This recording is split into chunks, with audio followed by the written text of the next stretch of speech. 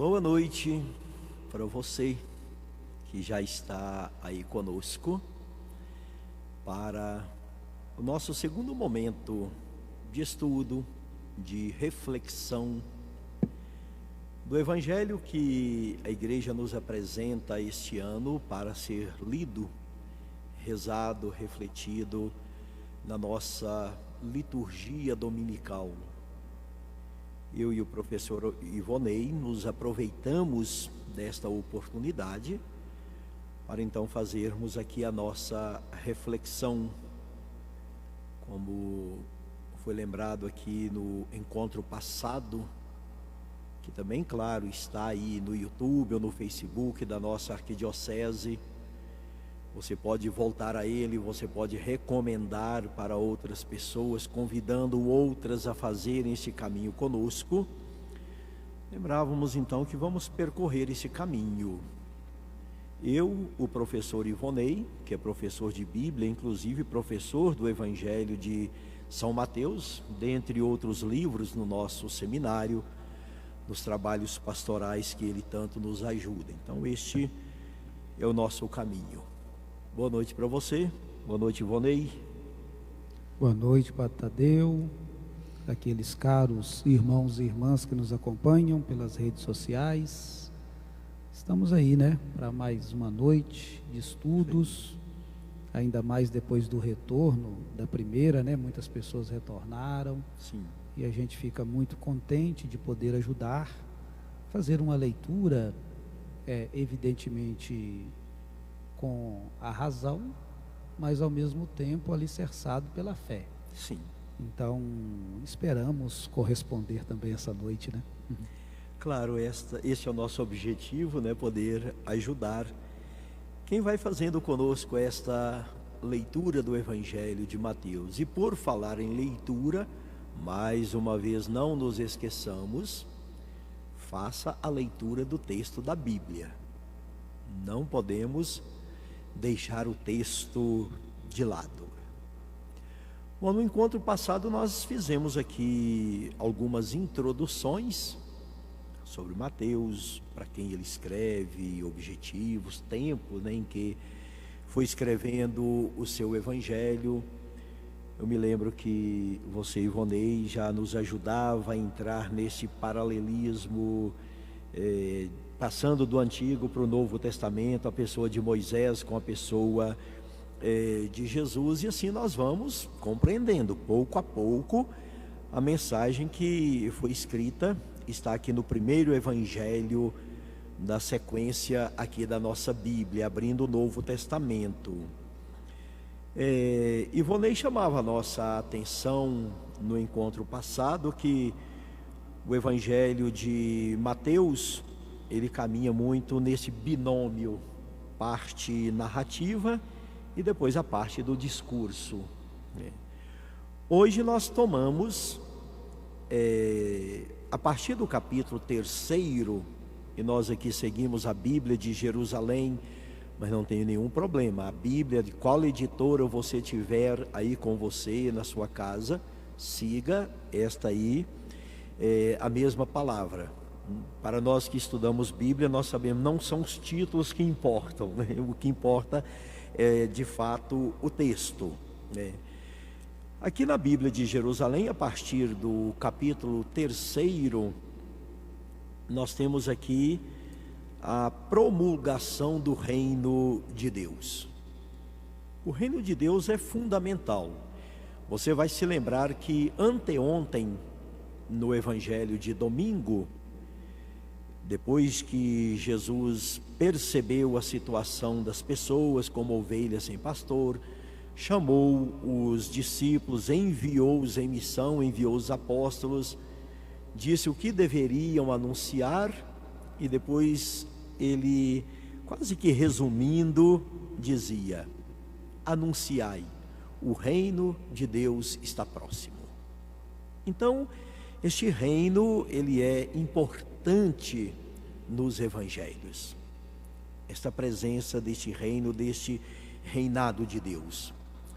E assim então nós abrimos esta nossa reflexão nesta noite, E nessa sequência é uma parte narrativa, é uma parte discursiva. E a parte narrativa ela começa aqui justamente com uma pregação de João Batista. João Batista, claro, sabemos muito bem, o precursor de Jesus, o primo de Jesus, que traz uma proposta, uma pregação que ela é muito precisa e também fundamental no evangelho escrito por Mateus, que é a questão da conversão, né? Esse arrependimento para que justamente haja uma mudança de vida. E João Batista dá a razão porque ele está pregando esse arrependimento, esta conversão, porque o reino dos céus está próximo. Esta é a razão da sua pregação. E ele se coloca ali na leitura do profeta Isaías como voz que grita no deserto. E a voz que grita está dizendo: preparai o caminho do Senhor, tornai retas suas veredas. Assim nós temos neste primeiro momento essa apresentação de João Batista, alguém que está intimamente ligado com o anúncio e na fidelidade do reino, mas dizendo: olha, virá alguém maior do que eu. É por isso que deve haver esta conversão, é por isso que deve haver esta mudança. E assim Mateus vai abrindo com a figura de João Batista esta parte que é narrativa, vai narrando esses fatos, acontecimentos. Claro que toda a atenção do evangelho, por mais que tenhamos personagens, vários personagens, cenários diferentes, mas a atenção é sempre na pessoa de Jesus, aquele que virá batizar com o Espírito Santo e com o fogo. Ele virá para esse batismo, mas ele toma a iniciativa de passar por este batismo. É interessante que Mateus anota que veio Jesus até o Jordão onde João estava batizando. Jesus vai conduzindo realmente esta história. Ali um pouco de discussão com João vai dizer que não é digno nem de desatar as sandálias, lá na sua humildade e tudo, mas Jesus diz: olha, por enquanto deixa assim, a justiça precisa ser cumprida. Professor Ivonei, aí então nós temos o nosso ponto de partida, né, dessa parte narrativa. É isto mesmo. É isso mesmo, né? Como o senhor colocava muito bem, uma parte narrativa, outra parte discursiva. Então, só para a gente pontualizar, para ficar com a compreensão bem correta para aquelas pessoas que estão nos ouvindo, estão nos assistindo de casa. Então, o Evangelho começa com a infância de Jesus. Quando nós passamos do capítulo, e essa infância é narrada no capítulo 1 e no capítulo 2, além de Jesus como personagem central, o texto coloca muita ênfase na figura de São José. Sim. Não é verdade? Agora, do capítulo 2 para o capítulo 3, nós temos um arco de tempo muito grande. Podemos dizer assim, temos pelo menos 3 décadas, né? Vamos colocar pelo 3 menos. décadas. Então é um arco de tempo muito grande. Esse arco de tempo muito grande, evidentemente, ele é muito pedagógico para nós, porque Jesus estava na preparação, Jesus estava entendendo, né, aquela missão divina, já que ele é verdadeiramente homem e verdadeiramente Deus. Então, nesse período, Mateus tem uma sensibilidade cristã muito grande. Mateus, enquanto escritor sagrado, enquanto autor. Aqui no capítulo 3 e no capítulo 4, ele vai ajudar o leitor a chegar à fé. E como que nós, que somos os leitores e a igreja de hoje, chegamos à fé? Observamos, como o Senhor colocou, que é a promulgação do reino. Então ainda não é a proclamação do reino. A proclamação do reino, efetivamente, vai acontecer no capítulo 8 e no capítulo 9, que virão lá na frente, que também são narrativos. Sim. Então aqui o capítulo 3 e o capítulo 4 será a promulgação do reino. Geograficamente, nós temos duas informações importantes nessa parte narrativa. Primeira informação importante: a infância de Jesus, os fatos narrados ocorreram na Judéia. E nós sabemos que Jesus não cresceu na Judéia, Jesus cresceu na Galileia. Então a gente precisa até do Evangelho de São Lucas, que o senhor é grande especialista, né? Então o Evangelho de Lucas é que apresenta Jesus voltando com a família para Galileia. Aqui no Evangelho de Mateus a gente continua no mesmo espaço geográfico. Entretanto, nós que fazemos a leitura do texto, sabemos que Jesus foi e agora ele volta para a Judéia para promulgar o reino, né? E na hora de proclamar o reino, ele vai voltar para Galileia. Se bem que já no capítulo 3, versículo 13, aqueles que nos acompanham em casa podem observar esse recorte, podem observar. Lá no capítulo 3, versículo 13, está lá Galileia. E no capítulo 3, versículo 1, aparece evidentemente, né, no deserto da Judéia, onde João Batista, que é o personagem que vem preparar o ministério público de Jesus, está. Então a gente tem que fazer esta indicação para que possamos compreender melhor. Então Jesus vem encontrar com João Batista, né? Na verdade, João Batista está pregando, na Judéia, e depois, né, na Galileia, João era itinerante. E depois os dois irão se encontrar na Galileia para que possamos ter o desenvolvimento desta parte.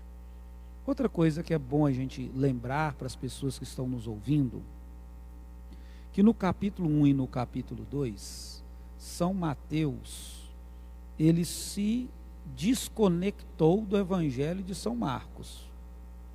São informações que nós temos no Evangelho de Mateus que não aparecem no Evangelho de Marcos. O Evangelho de Marcos é o Evangelho primeiro, mais antigo, até o ano 64 ele já estava pronto e etc. Então aqui nós temos uma reflexão posterior da comunidade cristã. E lá em Marcos já aparece um Jesus adulto agindo de uma vez, né? E Mateus, assim como o como, mas é aquele como que é diferente, né? Como Lucas vai trazer o chamado evangelho da infância ainda de Jesus, né? Aí tem essa desconexão de fato total, né, com Marcos. Tem essa desconexão, e o que acontece agora no capítulo 3? Conecta de novo. Volta. Então, capítulo 3 e o capítulo 4, a gente encontra ele lá em Marcos, capítulo 1, capítulo 2, até um pouquinho no capítulo 3 também. Então, ele conecta aqui com a tradição do Evangelho de Marcos. Então, essa é uma informação importante, né? Lembrando que Marcos ensina para o leitor a identidade divina de Jesus. Quem é Jesus? Tem que ser respondido, né? Tem que ser respondido, essa identidade divina. E aqui, Mateus, pedagogicamente, vai nos levar a compreender a mesma realidade. Né? Então, os elementos que aparecem no Evangelho de Marcos, reaparecem no Evangelho de Mateus, mas, digamos assim, a comunidade cristã já tinha refletido um pouco mais sobre eles, e Mateus enriquece esse material.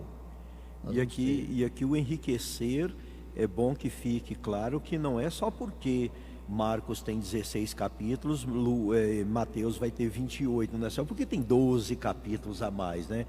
É a reflexão, é a teologia, é o elemento bíblico, é o elemento geográfico, é tudo isso que faz parte, não é só contar, porque quando a gente diz, não é contar capítulo do Evangelho que vai dizer, esse é mais rico, né? Não é isso, mas tem todo um contexto, né? E como você dizia, quando Mateus escreve, já tem mais de 20 anos que Marcos escreveu também, o contexto da comunidade é outro, né? E o Evangelho, evidentemente, o Evangelho é fruto também da igreja, da comunidade, tudo quanto. Então a gente tem esse elemento. Então, para a gente começar então, né? Nós já começamos, né? Então nós temos uma ocultação de Jesus, porque não precisa ser apresentado.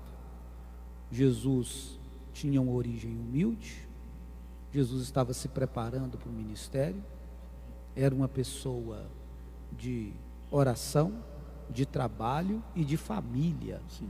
Valores altamente importantes, né, que consolidaram o cristianismo, que nós nos moldamos nele para construirmos o cristianismo. De uma herança judaica que foi tão bem acolhida, né? Isso. É interessante que domingo passado aqui na porta da catedral chegou uma pessoa, era um turista, e me cumprimentou, se apresentou e tal, e disse assim: ô padre, deixa eu tirar uma dúvida, onde é que Jesus estava? Naquilo mesmo que você disse, né? Porque Jesus desaparece assim ainda como criança, depois vai aparecer, já está velho já. Onde é que Jesus estava? Porque eu já pesquisei em todo lugar e eu fui até ler o Evangelho e não encontrei. Eu falei assim: você fez certo, você leu o Evangelho. Agora, não tendo encontrado lá, a gente não vai encontrar em outro lugar também, né? Mas os elementos, os sinais, as indicações, os evangelistas deixaram, e algumas pessoas perguntam: mas por que não escreveu mais? Né? Escreveu aquilo que era necessário para a comunidade. Esse dado que você dizia aqui há pouco, ele não pode passar despercebido. É a comunidade de fé. Nós não temos evangelista, alguém que está lá na sua mesinha, no seu quartinho fechado, quietinho lá, escrevendo um livro. Ele nasce da realidade de uma comunidade. Claro que alguém ou um grupo sintetiza essa experiência de fé, mas evangelho não pode ser desligado, palavra de Deus não pode ser desligada da vida da comunidade, tanto para a palavra nascer, como para que ela permaneça no nosso meio hoje também, né? Então o texto bíblico tem toda a verdade teológica. Tudo aquilo que foi preciso para que nós chegássemos à fé está aqui dentro. Muitas vezes a curiosidade das pessoas é tentar encontrar, me permitam usar o termo, nem sei se é correto, um defeito psicológico em Jesus. Porque quando Jesus aparece aqui, ele já é um homem maduro, ele tem consciência da missão, ele não vai titubear nem diante do inimigo. Então esse aqui é o defeito de Jesus, né? Ter plena consciência da sua missão, né? Plena consciência, homem maduro e tudo. E nós observamos, isso é importante a gente falar, que mesmo João Batista sendo o precursor, não é? Se nós fizermos a comparação, João Batista tem, né, algumas dificuldades depois em aceitar o ministério de Jesus. Sim. Né? Então ele prepara os caminhos do Senhor, é a voz que grita no deserto, Sim. se conecta com o Antigo Testamento, mas lá na frente a gente vai ver que o entendimento de Jesus, da missão, daquilo que ele realiza, ultrapassa. A maneira que ele faz. A maneira que ele faz. Mesmo os discípulos de João ficam meio ali sem saber, né? Então isso tudo vai nos ajudando, vai nos levando a compreendermos então, de fato, nas belíssimas palavras de Carlos Mestres, naquele mestre mesmo, o por trás das palavras. Porque sempre digo, pegarmos a Bíblia aqui e ler é muito fácil, mas a nossa missão é descobrir o que está por trás realmente destas palavras, né? E você dizia aí, Ivone, eu já vou pegar o gancho para a gente entrar no capítulo 4, pode? Porque Pode, você... vamos só lembrar para quem está em casa com a Bíblia, né? Sim. Então, o capítulo 3, do versículo 1 até o versículo 17, né? Ou seja, o capítulo 3 O capítulo todo, cheio, inteiro, né? concentra-se na figura de João Batista. Então, nós temos a atividade de João Batista com a atividade penitencial, nós temos uma pregação penitencial de João Batista. Depois essa pregação penitencial, ela se enriquece no versículo 11, porque ela anuncia o Messias. Então ela vai estar robustecida teologicamente. Sim. E João, depois no versículo 13, realiza a sua grande obra, que é oferecer o batismo a Jesus. Batizar o mestre. Batizar o mestre. Mas lembro também para o leitor, para as pessoas que nos acompanham, que, né, a Trindade se revela nesse capítulo 3. Então, sim, nós temos a figura de Jesus, nós temos a voz que vem do céu, que representa o Pai, a primeira pessoa, e evidentemente, né, a pomba, que representa o Espírito Santo. O Espírito então, de Deus descendo. Manifestação de Deus. Então o texto é tão importante no capítulo 3, riquíssimo, né? Que João vai abrir a porta para entendermos que Deus é Pai, Filho e Espírito Santo. Né? E a questão do batismo, também muitas pessoas que perguntam, né? Precisaria Jesus ser batizado? O batismo, se era de conversão, para que Jesus precisava ser batizado, né? É bonita uma expressão que ouvi de um teólogo, né? Jesus se faz um conosco mesmo, na nossa realidade. Um bispo uma vez numa pregação disse assim: Jesus entrou na fila do povo para mostrar mesmo esse caminho do povo. Claro, sabemos, o pecado não entra aí na vida de Jesus, mas ele entra na fila para nos dizer: olha, daqui pode sair do pecado, não precisa ficar nessa realidade. E é interessante a pedagogia de Mateus, porque depois desses fatos, depois destas ações, e Jesus mostrando que podemos entrar numa vida da graça diferente, Mateus já vai apresentar o deserto, né? Mas olha, Jesus saiu e viu o Espírito Santo descendo, e agora vai levado, conduzido, empurrado, pelo Espírito. Aí de fato que está esta vida de Jesus. E atenção ao texto: para ser tentado, tentado. Jesus não vai cair nas artimanhas do diabo. O diabo é aquele que divide as coisas, o diabo é aquele que separa, né? Mas o ponto de atenção, a força, está nessa capacidade de Jesus de resistir. Ivonei, eu queria que você nos ajudasse aqui a refletir, resistir nesta força do Espírito, mas também na força da palavra. Jesus é um homem da palavra. Perfeitamente. Então, tudo isso que o senhor falou nos remete à tradição do projeto de Deus de salvação. Então, vamos voltar lá na simbologia daquilo que é o deserto. O deserto é o local no Antigo Testamento que tem a ausência de Deus. Quando o povo entra no deserto, o povo só reclama, só murmura: ô lugar difícil. Porque nos tirou do Egito, morrer de fome, de sede. Cadê a cebola? E por aí vai. Quase que matou Moisés apedrejado, né? Ainda. E eu vejo como que a simbologia é importante, né, Tadeu? Foram 40 anos lá atrás e agora são 40 dias. 40 dias. Então 40 significa um ciclo perfeito. 40 dias e 40 noites, 40 né? Noites. O ciclo se fecha, né? Então ele ficou o tempo necessário, que era necessário. Né? Eu vejo muitas pessoas aí dizendo que vão fazer igual Jesus, um jejum de 40 dias e tudo quanto, está procurando a morte, né? É como aconteceu há poucos dias, né, com aquele dias, grupo lá, porque né? a gente tem que entender, Claro. né, que tem toda uma simbologia teológica por trás. E o Senhor falava de uma coisa muito importante da palavra, Debarim, que inclusive, né, é o nome de um dos livros da Torá. Então aí está. E como que a palavra é conectada com a atitude ética, como que a palavra é conectada com o comportamento moral da figura de Jesus. E Jesus não precisa, né, de gestos divinos para enfrentar o tentador, basta a sua palavra. Porque a palavra de Deus, ela é criadora. Sim. A palavra de Deus é eficaz.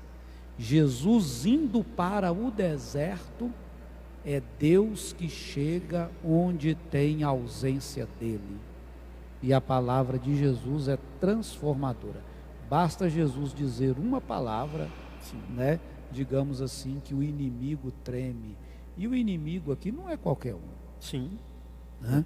O termo grego para esse inimigo é a palavra diabolos, que significa literalmente aquele que é dono da palavra de enganação.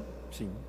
Então o diabo é o enganador, é a palavra falsa, é aquele que propaga a mentira. E vamos olhar o que ele fala com Jesus, se não é justamente isto. Perfeitamente. É para enganar e ali criar confusão, né? Se há um engano pela palavra, a confusão ela está colocada, né? E como Jesus faz? Se o enganador, aquele que engana pela palavra, Jesus vai na palavra de Deus. Jesus vai usar a palavra. Jesus é perfeitamente um homem da palavra. Isso é muito interessante, porque Jesus não tem que criar mais nada. Sim. O que ele diz da verdade já está lá escrito no Antigo Testamento. Deus já nos revelou. Então Jesus vem nos trazer a plenitude. Sim. Jesus vem nos ensinar a olhar a tradição, porque a verdade está escrita, basta que abramos o coração para entendê-lo. Então aqui nessa primeira parte do capítulo 4 fica muito claro isso. Capítulo 4, versículos de 1 a 11, né? Sim. Então Jesus abre a boca 3 vezes, mais uma vez, né? Trindade, né? 3 Já vezes. apareceu a revelação trinitária, mais uma vez, 3 vezes aqui, para que ele possa correr com este enganador, né? Então a lorota do diabo. E tudo aquilo que o diabo oferece a Jesus, o diabo é tão esperto, digamos assim, astuto, que tudo aquilo que ele oferece é aquilo que Deus criou, é aquilo que Deus fez, não pertence a ele. Ele não tem isso, ele não tem essa capacidade, ele não tem esse poder. Lá apropria. do início do Gênesis, você diz ali da palavra, ele não tem essa palavra criadora, ele tem uma palavra enganadora, mas criadora não. É isso, e tudo finaliza, né, com Jesus vencendo esse tentador. E no versículo 11, aí parece os ângelos, né, os anjos de Deus que vieram. Ou seja, onde Jesus está, o reino realmente acontece. Porque depois que Jesus chega, coloca Deus no deserto, termina como o céu. Até os anjos podem vir agora, né? Então Jesus abre as portas para a construção do reino. E os anjos de Deus se aproximaram e puseram-se a servi-lo. E eu só me permite, Tadeu, só para dizer uma outra coisinha, né? Porque a primeira palavra que se refere ao inimigo é diabolos, que nós já falamos que é o enganador. Sim. Mas depois no versículo 10, se a Bíblia estiver bem traduzida, né, daquelas que as pessoas têm em casa, o diabo muda de nome. Aí vem Satanás, que nós traduzimos no português por Satanás. e Satanás nada mais é do que o chefe de todos, né? Então Jesus, no final das contas, o diabo é tão enganador que ele aparece como uma criatura um pouco mais bonitinha. Será que o diabo é mais bonito que Satanás? Não sei. Mais enfeitadinho, Mais enfeitadinho, né? Mas de todo modo, no final, Jesus já revela: eu sei que é você, Satanás, o chefe da Não se milícia deixe do mal. enganar, não se deixe cair. Eu vou usar a palavra que você usava há pouco, na lorota do diabo, né? Eu sei quem você é, e muito bem, né? Aí Jesus revela que ele é o Satanás. Pois é, aqui nós vamos fazer também uma mudança espacial, né? Do deserto, e o deserto fica lá pela Judéia. Agora nós vamos com Jesus seguindo outro caminho, né? Vamos para o mar, né? Agora A gente nós sai do vamos- deserto e vai para o mar, E vai para o mar, que é um mar de água doce, né? de água doce, mas muito bonito e muito abundante, né?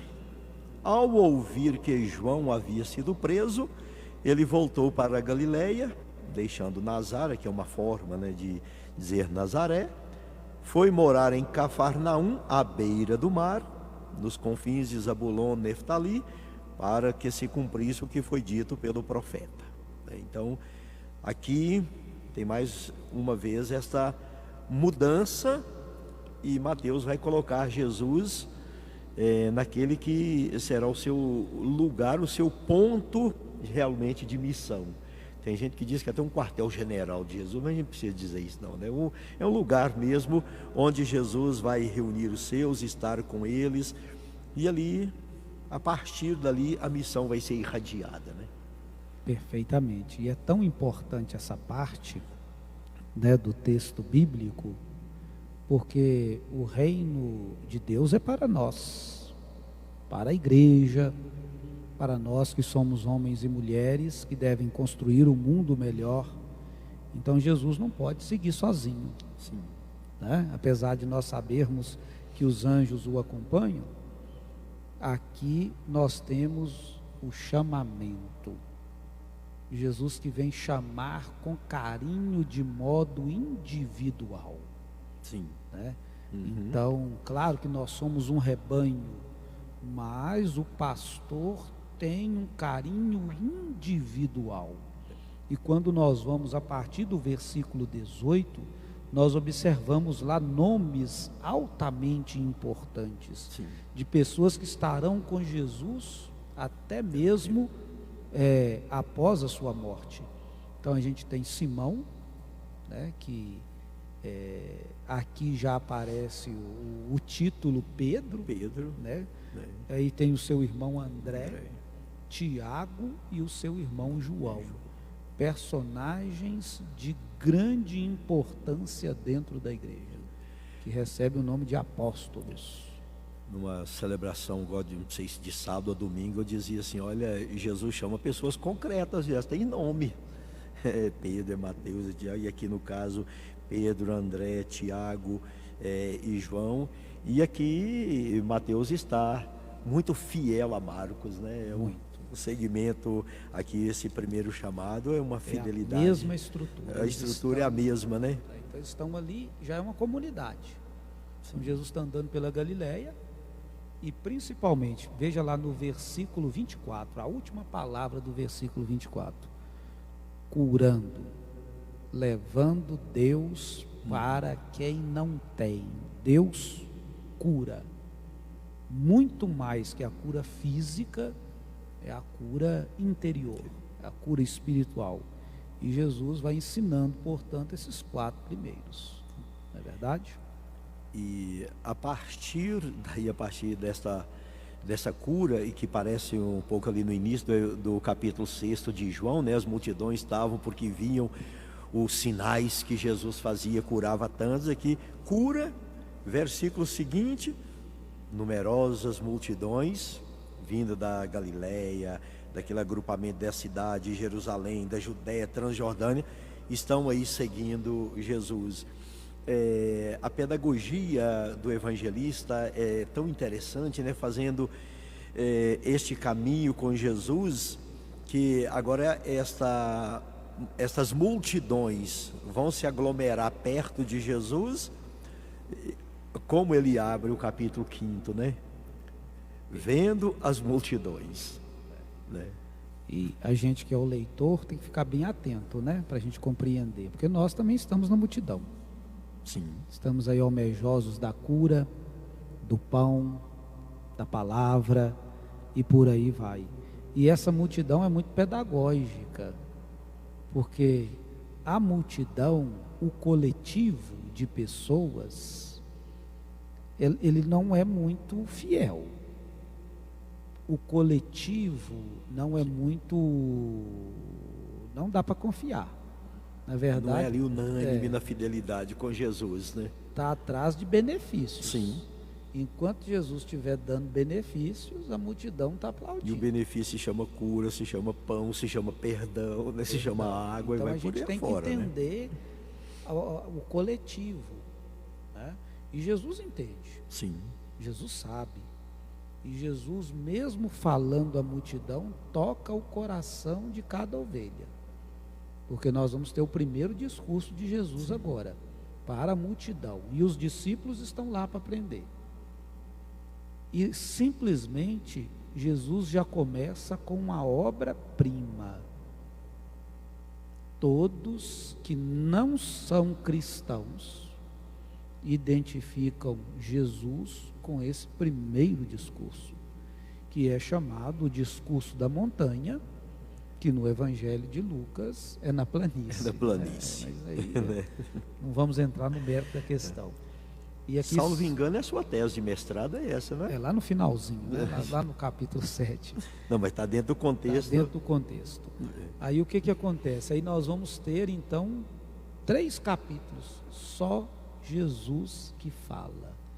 E ele faz um discurso perfeito, sapiencial, revelador, demonstrando como que devemos viver a religião, como que devemos nos conectar com o próximo, como que devemos agir para com as pessoas, para que possamos construir ou antecipar o reino de Deus nesse mundo. Fazê-lo acontecer na prática, no dia a dia mesmo, né?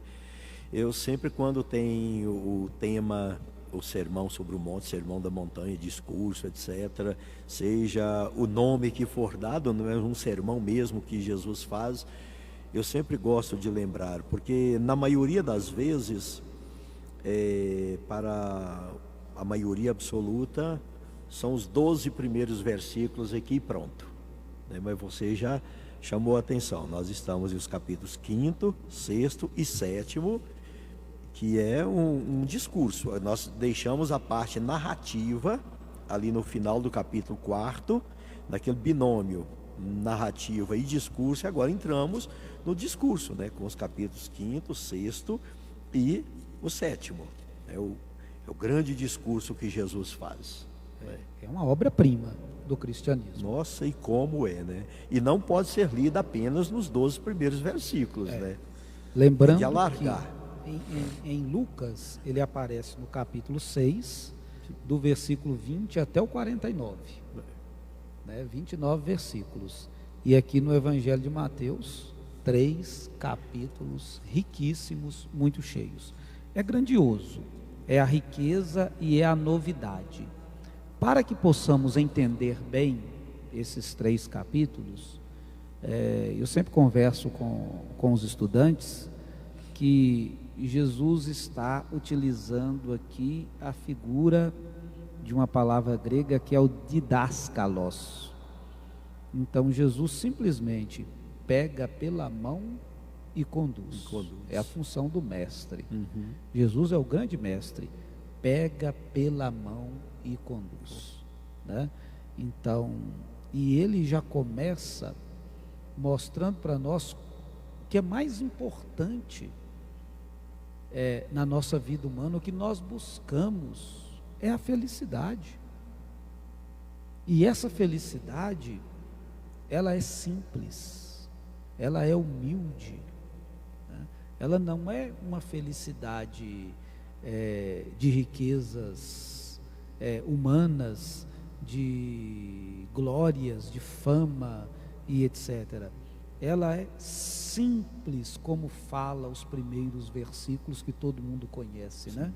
Bem-aventurados ou felizes aqueles que são os pobres, os mansos, os aflitos, os que têm fome, os que são misericordiosos, os que são puros de coração, aqueles que promovem a paz, aqueles que são perseguidos. Está aí o itinerário do cristianismo. Ser cristão é isso, e isso traz felicidade, porque a vida, ela é passageira, rápida, os dias se vão, não dura nada a nossa existência. Entretanto, quando nós seguimos essa cartilha, nós nos construímos interiormente, e aí estamos prontos para receber aquilo que é o mais importante. Versículo 12: recompensa dos céus. Então a gente faz todas essas coisas para o mundo ser melhor e para que também nós possamos ser premiados. Então é a primeira coisa que a multidão interesseira vai ouvir, né? Deixa o prêmio também na gratuidade de Deus, né? Com certeza. Não pode fazer e depois chegar com um caderninho lá anotado: eu já fiz isso aqui tudo, eu tenho que receber agora dessa forma, porque senão seria farisaísmo puro na sua raiz, realmente, né? E isso é tão interessante que no encontro mês passado, nós dizíamos, a comunidade onde nasce o Evangelho, onde chega a mensagem, já nesse tempo que estamos já começando com perseguições, etc. Jesus diz: sejam felizes também até nesse momento. Serão injuriados, perseguidos, vão mentir, dizendo as coisas contra vocês, mas a palavra continua sendo a palavra da felicidade. Felizes, né? E aqui só para lembrar que não é um meio pedagógico que Jesus cria, né? É sempre aquela: Jesus é o profundo conhecedor da palavra. Ele busca esta maneira de dizer do feliz, do bem-aventurado. Ele busca isso lá no Antigo Testamento, né? Temos de fato que nos conectar com a palavra. Não dá para ficar... e aí vale aquele princípio, né, que a Bíblia explica a própria Bíblia, mas tem de ser conhecida. Temos que de fato entrar nela. Então aí está posta essa primeira condição, com condições dentro dela, que Jesus está nos dizendo, né? O que a gente vai ser de fato? O que precisa ter esta consciência? Se você há pouco dizia que quando chega no coletivo, quando a multidão ela começa a seguir por interesse, parece que Jesus vai apertando um pouco os parafusos, né? Porque olha essa beleza desses versículos de 13 a 16, né? Com certeza.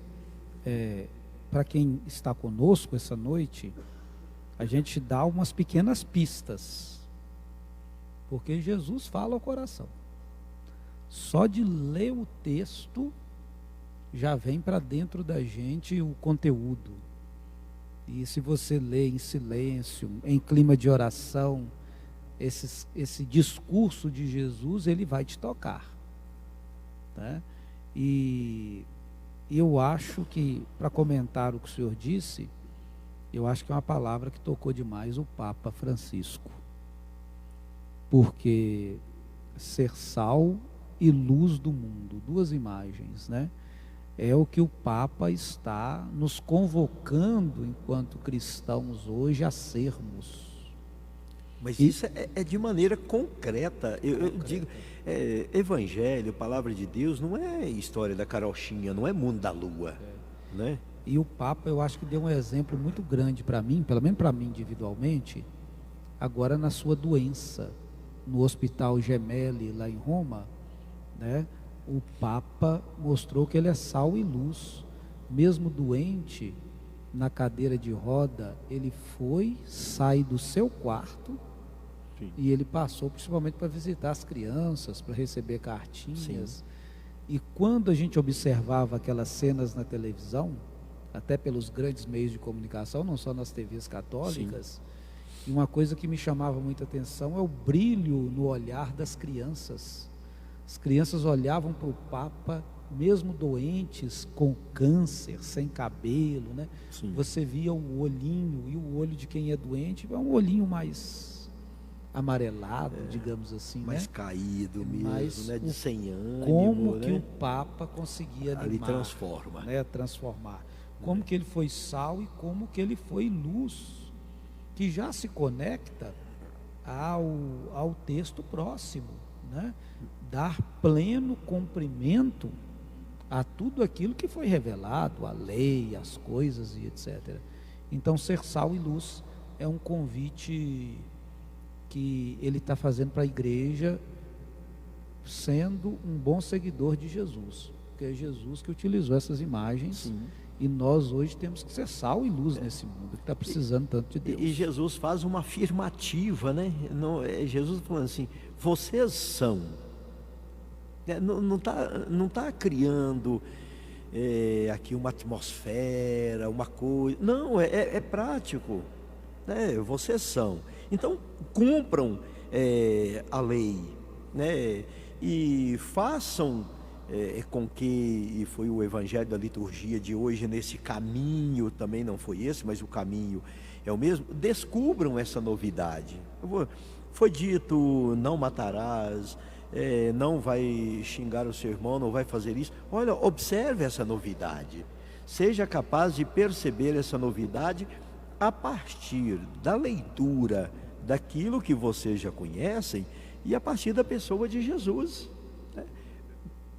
O cristão tem que perceber essa novidade no seu meio. Esta é a comunidade concreta, é a comunidade de Mateus, né? Vocês do passado ouviram tanto, mas o que é capaz de apresentar agora, né?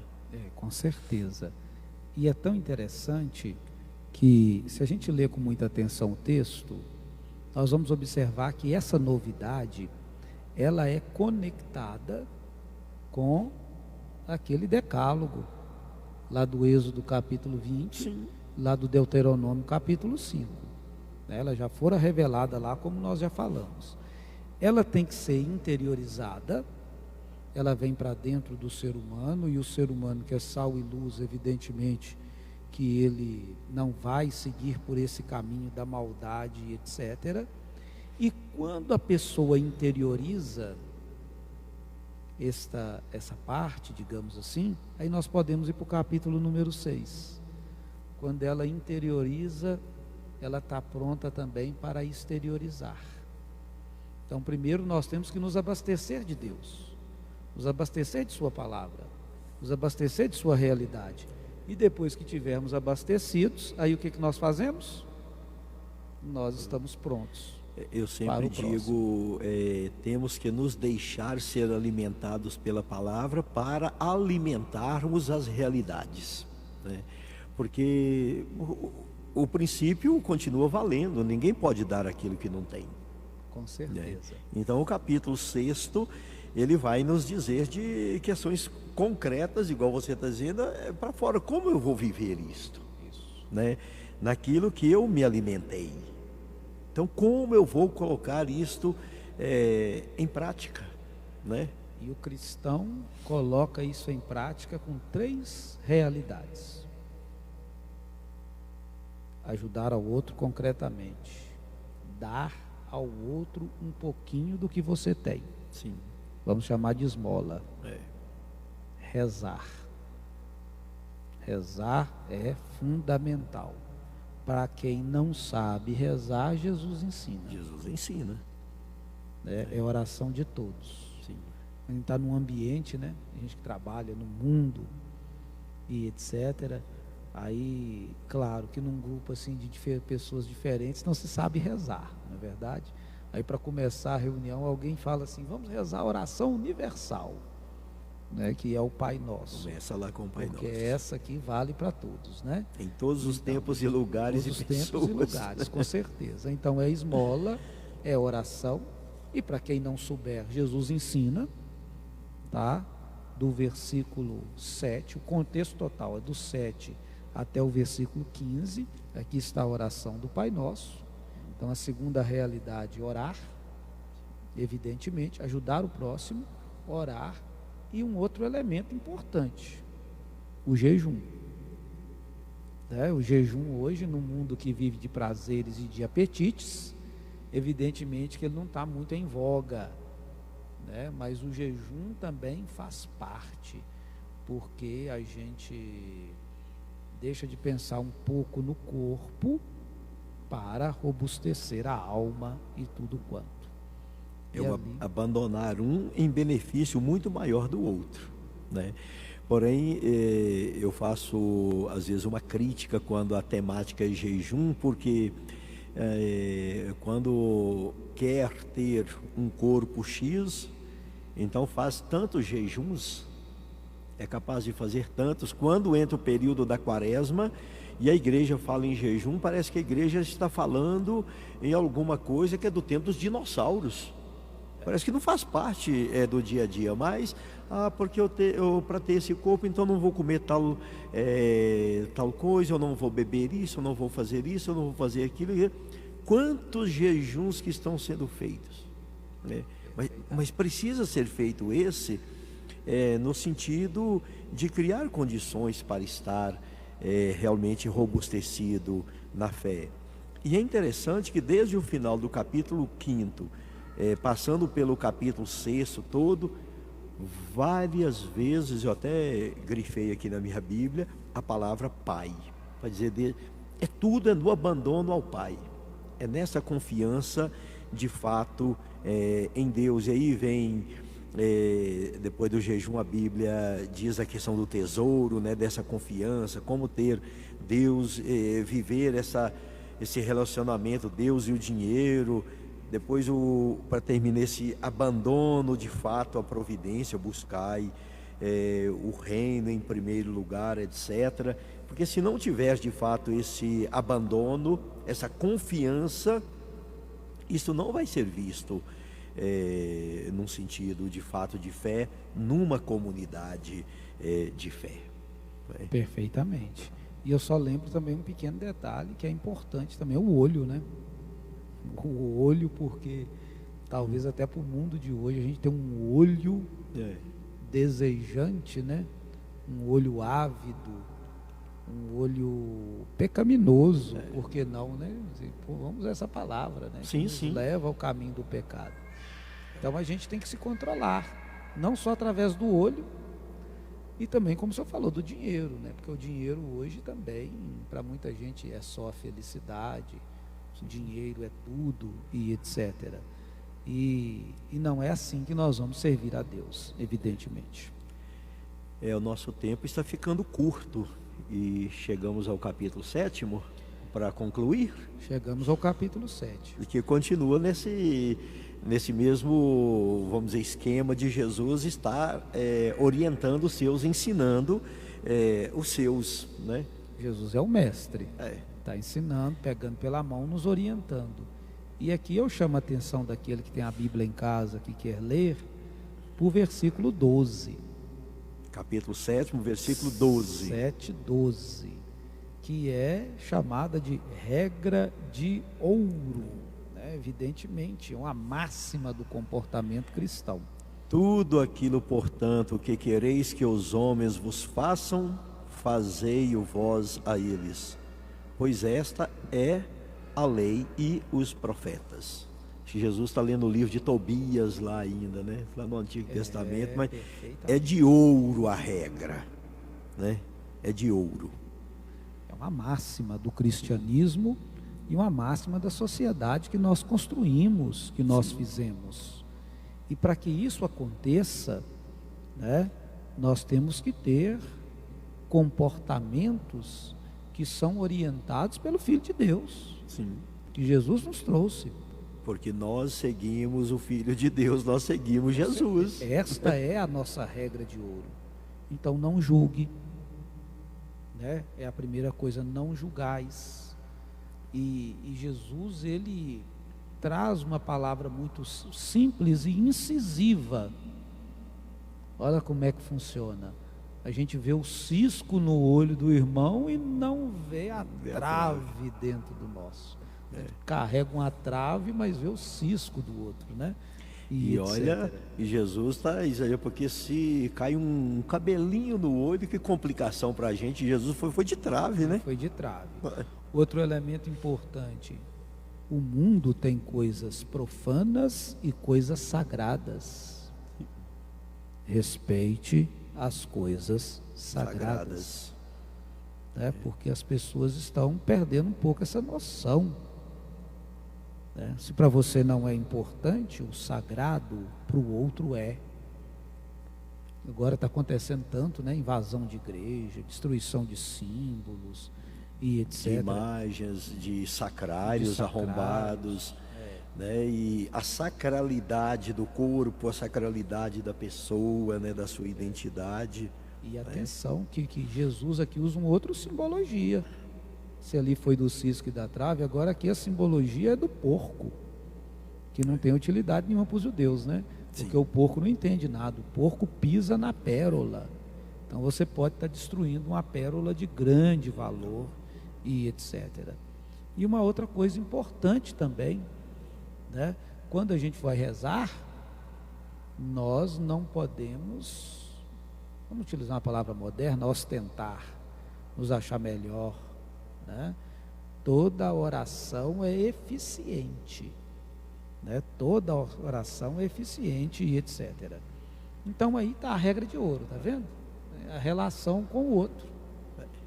E o abandono em Deus vai dizer se esta regra está sendo cumprida na prática com o outro. Com né? certeza. É de ouro de fato. Né? E o tempo passa numa velocidade, né, Patadeu? Então, só para a gente finalizar aqui. Aí depois da regra de ouro. Então, depois que você já tem a regra de ouro, você sabe escolher qual que é o caminho certo, qual que é o caminho errado. E o caminho errado parece que é mais enfeitado. É mais estético. Os badulaques tem muito mais estética, né? E a porta dele é mais estreita, né? E etc. Mas tem que saber escolher. Lembrando que nesse percurso, atenção, hein? Olha, existem lobos ferozes que são falsos profetas. Vestido de cordeirinho bonitinho também, né? São simpáticos, mas são lobos devoradores. Olhe os frutos, pelos frutos que vocês vão reconhecê-los. Posso dar um exemplo aqui muito concreto do nosso tempo? Quantos golpes estão sendo dados pelo celular, que a pessoa liga e arruma uma conversa muito bonita. Vamos usar a lorota que nós dizíamos antes para o diabo, né? Tem diabo moderno e também fazendo tanta lorota e roubando tantas pessoas. Siga isso aqui, desse número, faça isso, me põe essa senha. Tem lobo feroz por aí, claro, tem tantos outros, mas aqui é só um exemplo. E a frase que está na boca do lobo é: todo dia sai um bobo de casa, né? Eles todo dia estão tentando enganar alguém. Todo dia sai um, né? Por isso que nós temos que construir nossa edificação sobre a rocha. Sobre a rocha. O seguidor de Jesus, o discípulo, se ancora sobre a rocha, sobre a verdade da fé que Jesus acabou de revelar nesse discurso e tudo quanto. Porque se for sobre areia, aí vai embora mesmo, né? E a última palavra, só para concluir, porque o tempo já está faltando poucos segundos, digamos assim, para mim finalizar, o versículo 28. A multidão ouviu tudo isso e o evangelista captou aquilo que está no coração da multidão nesse momento. As multidões ficaram extasiadas. Nunca ouviram um ensinamento com tamanha autoridade. Porque não é um ensinamento somente estético do ponto de vista da oratória e da retórica. Não é o intelectual, porque Jesus sabe muito, porque fez tantos cursos, porque já estudou tanto, né? Ele chega ao coração. Isso os escribas haviam feito, né?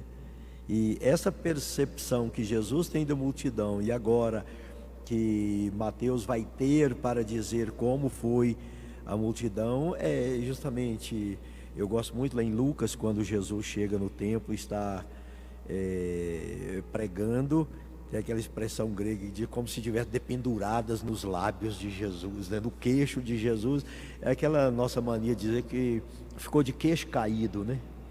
Então, está extasiada, de queixo caído, porque o ensinamento é com autoridade. A autoridade é aquilo que nasce, que brota de dentro, né?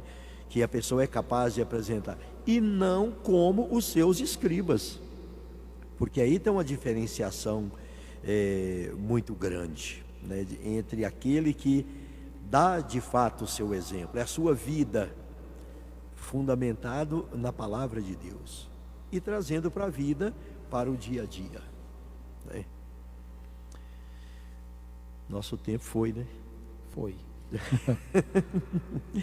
Mas conseguimos cumprir a nossa proposta, né? De chegar um pouco rápido, mas conseguimos da parte narrativa e da parte discursiva, né? Pegando do capítulo 3º até o capítulo 7º, conseguimos chegar aqui e naquilo que nós temos dito, lendo o Evangelho. E não tem livros aqui em cima da mesa para a gente ficar mexendo com um, com o outro, etc. Nós estamos lendo a Bíblia e ajudando você a fazer o mesmo, ajudando você a ler a Bíblia.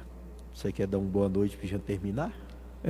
Então, com essa palavra, né, nós já fomos 20% do texto. Ainda tem 80%. Já tem mais para frente. Espero que a gente tenha contribuído. Sim. E vai ter muito mais pela frente, né, com certeza.